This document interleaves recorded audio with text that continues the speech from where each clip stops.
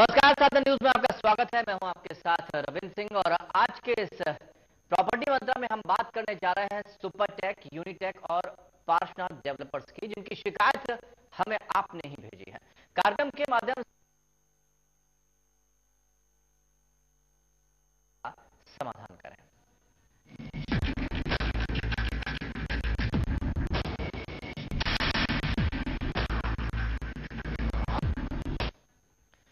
UP में किसका राज चलता है, अखिलेश सरकार का या फिर बिल्डर्स का? क्योंकि अगर सरकार का चलता है राज्य, तो उन लोगों का दर दर की ठोकरें उन लोगों को नहीं खानी पड़ती जो अपनी फरियाद लेकर न्याय की आस में लगातार भटक रहे हैं।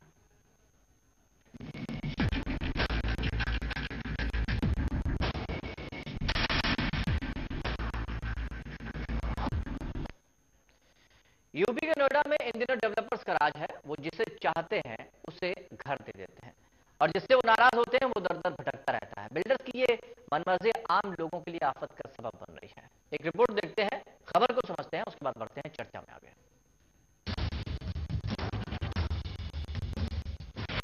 यूपी में बिल्डर राज, डेवलपर्स पर नहीं चलता सरकार का वश। यूपी में किसकी है सरकार?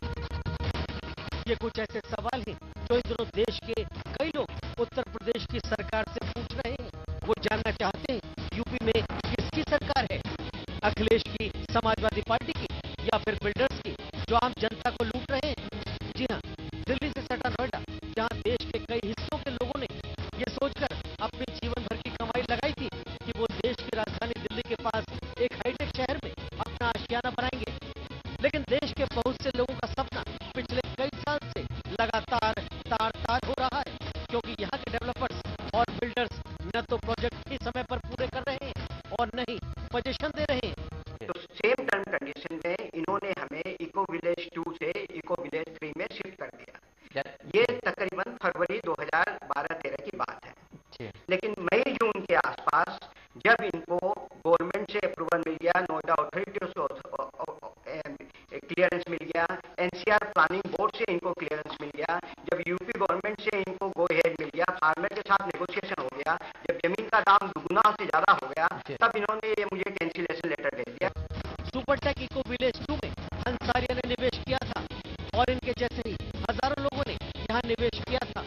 और बात सुपरटेक की ही नहीं है, इसी तरह यूनिटेक ने भी अपने कई ग्राहकों को पोजीशन लेटर देने के बाद भी कब्जा नहीं दिया, जिसके बाद निवेशक को कोर्ट का दरवाजा तक खटखटाना पड़ रहा है। इसी तरह से अगर बात पार्श्वनाथ की जाए तो उस पर भी आरोप है कि पार्श्वनाथ ने अपने कई ग्राहकों को निवेश की रकम ईमानदारी से नहीं लौटाई है, जिसके सबूत साधना न्यूज के पास मौजूद है और उनमें से कुछ का नमूना आप अपनी टीवी स्क्रीन पर भी देख रहे हैं। ब्यूरो रिपोर्ट, साधना न्यूज। तो आपने देखा इन बिल्डर्स की मनमानी, किस तरह से पहले लोगों को सपने दिखाते हैं, ख्वाब दिखाते हैं कि वो उनके ख्वाबों को पूरा करेंगे, लेकिन आप अंदाजा लगा सकते हैं कि जब सारी चीजें पूरी हो जाती हैं, पैसा जमा हो जाता है, उसके बाद जो चीजें सामने आती हैं वो एक निवेशक के लिए काफी नुकसानदेह होती है और वो दर दर की ठोकरें खाता रहता है, लेकिन उसका पैसा उसको नहीं मिल पाता है। राजीव यादव भी हमारे साथ इस वक्त सुप्रीम कोर्ट के एडवोकेट हैं, हमारे साथ जुड़े हुए। राजीव जी, बहुत बहुत स्वागत है आपका साधना न्यूज में। धन्यवाद सर।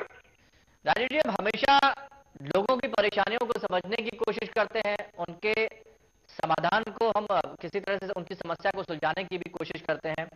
तीन लोग हमारे साथ इस वक्त स्टूडियो में मौजूद हैं। गोपाल सिंह जो कि सिविल इंजीनियर है, ब्रजमोहन भंडारी जो कि मैकेनिकल इंजीनियर है और शंकर दत्त मिश्रा जो कि मल्टीनेशनल कंपनी में मैनेजर के तौर पर कार्यरत हैं। ये तीन लोग हैं, इनकी तीन की हम परेशानियां आप तक पहुंचा रहे हैं। सबसे पहले हम ब्रजमोहन भंडारी के पास आएंगे, उनकी समस्या को सुनेंगे और राजीव जी गुजारिश करेंगे कि इनकी समस्या का आप किसी तरह से समाधान बताइए। ब्रजमोहन जी, समस्या बताइए। मेरा नाम ब्रजमोहन भंडारी है। 2010 नवंबर के आसपास मैंने सुपरटेक में फ्लैट बुक किया था, जो बजट हाउसिंग स्कीम इन्होंने निकाली है नोएडा एक्सटेंशन में। यहाँ पे फ्लैट बुक किया था हमने, लेकिन फ्लैट बुक कराने के 2-3 महीने के अंतर्गत यहाँ पे एक विवाद शुरू हो गया। किसान सीधे हाईकोर्ट में चले गए, उनकी जमीनों को लेकर शायद नोएडा अथॉरिटी ने कुछ इसमें कुछ उनको मुआवजा नहीं दिया गया था प्रॉपर। जब हाईकोर्ट का जब ये जो पूरा जो प्रकरण था विवादों में था, उसके बाद से ही सुपरटेक ने ना किया और न ही हमसे कोई डिमांड लेटर दिया सुपरटेक। लेकिन उसने इस तरह की समस्या आपको अभी समस्या ये देखिए, जब उसमें 2 साल बीत चुके हैं, 2 साल तक हमारा पैसा सुपरटेक के पास रहा और जमीन के जो उस समय बजट हाउसिंग स्कीम हुआ करती थी, बजट हाउसिंग था, लेकिन अब उसके दाम जो है लगभग 2 गुने हो चुके हैं। तो जो फ्लैट पहले अगर 1 लाख का मिल रहा था, वो 2 लाख का मिल रहा था। लेकिन हमारी जो समस्या है कि इस स्टेज पे आके सुपरटेक ने 3 साल बाद हमारा फ्लैट कैंसिल कर दिया, कैंसिलेशन लेटर हमें भेज दिया।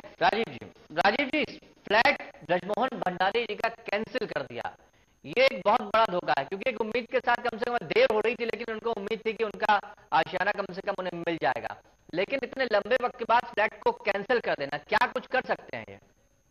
पहली चीज तो है सर जी, ये सुपरटेक जिस डेवलपर की आप बात कर रहे हैं, मैं कल गुड़गांव की तरफ से जा रहा था जयपुर, तो चारों तरफ एक्सप्रेस वे के सुपरटेक के बोर्ड लग रहे हैं। अब इन्होंने ठगने का जो धंधा है वो गुड़गांव में चालू कर दिया है, नोएडा वालों को कर। जहाँ तक इन सज्जन साहब की बात है, आपके चैनल के माध्यम से जो अपनी समस्याएं बता रहे हैं, सबसे पहले तो इन्हें पुलिस में धोखाधड़ी और जालसाजी की FIR दर्ज करानी चाहिए। दूसरा चीज, इन्हें तुरंत कोर्ट का सहारा लेना चाहिए और उसमें सिविल सूट डाल के, जो स्पेसिफिक परफॉर्मेंस ऑफ कॉन्ट्रैक्ट नाम से एक सूट चलता है, वो डाल के अपना फ्लैट लेने के लिए अपना दावा कोर्ट में डालना चाहिए। एक तरफ तो उस पर कानूनी शिकंजा पुलिस FIR के द्वारा चलेगा, और दूसरा जो इनकी संपत्ति है, जो संपत्ति रिलेटेड विवाद है, वो तुरंत ये सिविल सूट लेकर कोर्ट में जाएं, इससे इनकी समस्या को छुटकारा मिल जाएगा। जी ब्रजमोहन जी, आपने सुना कुछ और आप कुछ पूछना चाहते हैं? जी देखिए, जो मेन समस्याएं हैं हम सब लोग की, वो एक जैसी ही हैं, और इसमें 2 साल जो है दर-दर की ठोकरें खाने के बाद जो हमें पता चला है, वो ये कि उत्तर प्रदेश में सुपरटेक और इनके जैसे जो बड़े बिल्डर्स हैं, उन पे किसी न किसी बड़े पॉलिटिकल इनके समस्या शॉर्ट में बताएं। जी, तो वहाँ पे जो है पूरी पुलिस, कानून व्यवस्था उत्तर प्रदेश में सारी चीजें, मैं वही बता रहा था आपसे, सारी इनसे मिली हुई है। हम थानों में जाते हैं, हम एक ही थाने में करीब जो है दर्जन बार जा चुके हैं, कहीं कोई सुनवाई नहीं है। नहीं, शंकर दत्त मिश्रा जी हैं राजीव जी, आपका वक्त से फ्लैट आपका भी कैंसिल हुआ, आपका भी प्लॉट कैंसिल हुआ, प्लॉट या फ्लैट जो भी आपने रखा आपका वो कैंसिल हो गया है, या इतने लंबे के वक्त वो आपसे पैसा लेने के लिए कह रहे हैं, क्या कुछ नहीं, परेशानी?